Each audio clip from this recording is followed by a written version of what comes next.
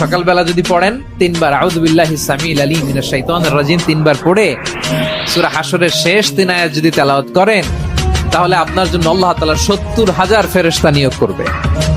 সারা দিন তারা আপনার জন্য মাগফিরাতের দোয়া করবে। আর ওই দিন ইন্তেকাল করলে আল্লাহ তাআলা শহীদ হিসেবে আপনাকে কিয়ামতের দিন দাঁড় করাবেন। আবার সন্ধ্যাবেলায় যদি পড়েন, সারা রাতের জন্য 70,000 ফেরেশতা মাগফিরাতের দোয়া করবে। ওই রাতে মারা গেলে শাহাদাতের মৃত্যু নসিব হয়ে যাবে।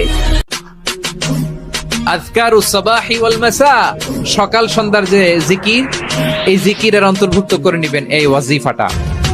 যে হাদিসটা বর্ণনা করলাম সুনানে তিরমিজির হাদিস, যদিও হাদিসটা সনদের দিক থেকে দাঈফ, কিন্তু মুহাদ্দিসিনে একরাম বলেছেন যেহেতু এটা ফাজাইলুল আমালের হাদিস, এটা পড়ার ক্ষেত্রে কোনো নিষেধাজ্ঞা নাই, এটা পড়া যাবে। সো সকাল সন্ধ্যা যদি সুযোগ হয় এই ওয়াজিফাটা যেন আমরা পড়ি।